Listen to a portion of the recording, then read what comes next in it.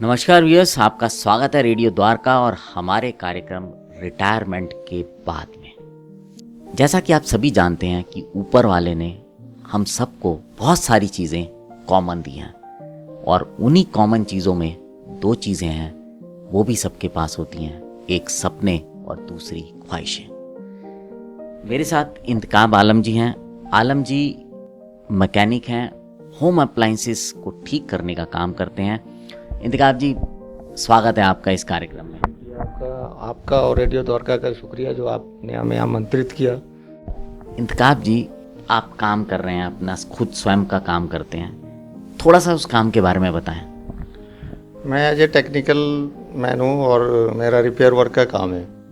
मैं पिछले 20-22 साल से होम अप्लायंसेस का सर्विस दे रहा हूँ। पहले नौकरी करता था कंपनीज में, फिर अब मैं अपना काम कर रहा हूँ। मेरा द्वारका सेक्टर 7 में आलम सर्विसेज के नाम से अपना एक सेटअप है, वहाँ से रिपेयर और सर्विस की सर्विस दे रहा हूँ। आलम जी, आपके परिवार में कौन कौन है?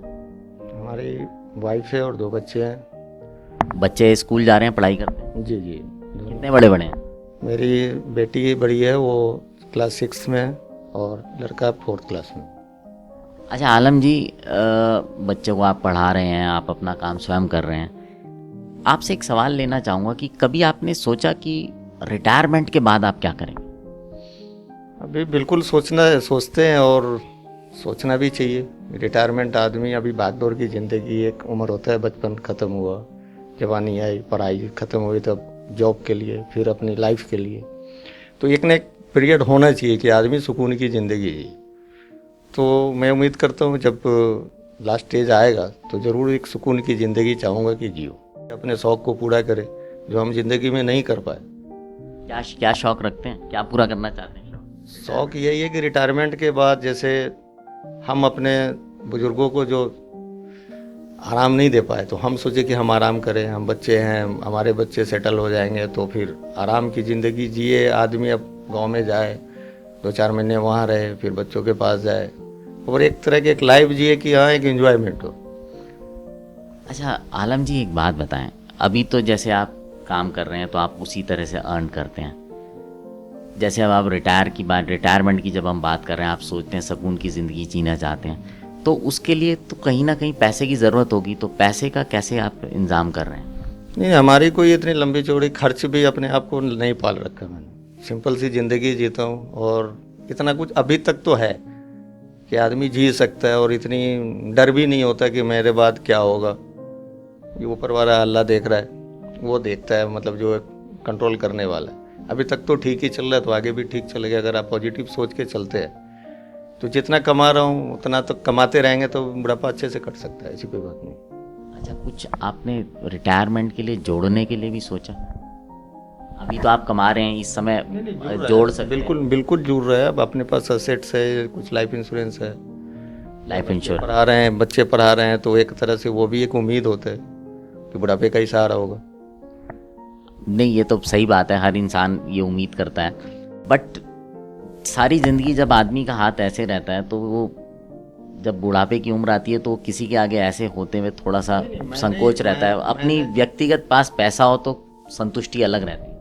संतुष्टि एक अलग चीज़ है। मैंने देखा है पैसा होने से ही संतुष्टि नहीं होता। सबसे पहले डिपेंड तो करता है कि हम कितने संतुष्ट हैं, हम कितने में संतुष्ट हो सके हैं। बहुत लोगों के पास पैसे है लेकिन संतुष्टि नहीं है। कम पैसे में भी आदमी संतुष्टि की ज़िंदगी जी सकता है। चलिए, आप अच्छी बात यह है कि आप थोड़ा थोड़ा जोड़ रहे हैं अपना पैसा कि रिटायरमेंट के काम आएगा।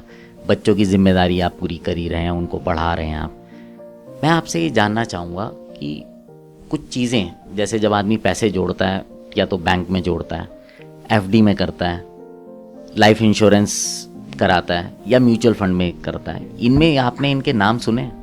नहीं सुना है। मैं कुछ इन्वेस्ट भी करता हूँ, लाइफ इंश्योरेंस भी है मेरे पास, वो कर रहा हूँ। और बाकी जैसे म्यूचुअल फंड, बैंक, एफडी, सब? म्यूचुअल फंड है, एफडी वगैरह तो नहीं किया मैंने। म्यूचुअल फंड है मेरे पास।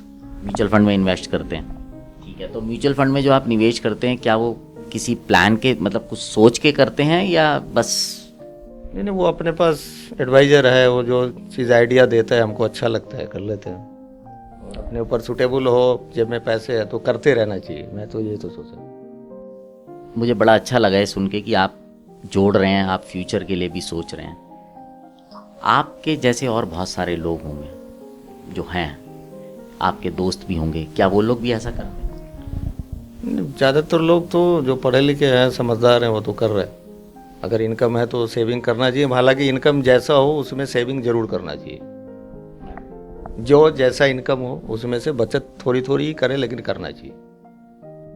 तो व्यूअर्स, आपने सुना, आलम जी ने बताया कि वो किस तरह से अपनी चीज़ें कर रहे हैं। वो रिटायरमेंट के लिए प्लानिंग कर रहे हैं, सुकून की ज़िंदगी जीना चाहते हैं, बहुत ज़्यादा उनको ज़रूरतें नहीं हो, कहते हैं मैं संतुष्ट हूँ। संतुष्टि अपने आप में एक बहुत बड़ी चीज़ होती है। और जैसा कि आलम जी ने कहा, हम उम्मीद करते हैं कि इनका जो रिटायरमेंट का जीवन है वो बहुत सुखद रहेगा, क्योंकि ये अभी से उस चीज़ को प्लान करके चल रहे हैं, चीज़ों को उसी तरह से मैनेज करने की कोशिश कर रहे हैं। तो आने वाले समय में भी इनकी ज़रूरतें जो फाइनेंशियल से रिलेटेड होती हैं वो पूरी होती रहेंगी। आलम जी, बहुत बहुत धन्यवाद आपका समय देने के लिए, और उम्मीद करते हैं जो आप सोच रहे हैं, जो आपके जहन में है, वो सब चीज़ें पूरी होंगी। आपको शुभकामनाएं। शुक्रिया, थैंक यू। आपका रेडियो द्वारका का भी शुक्रिया।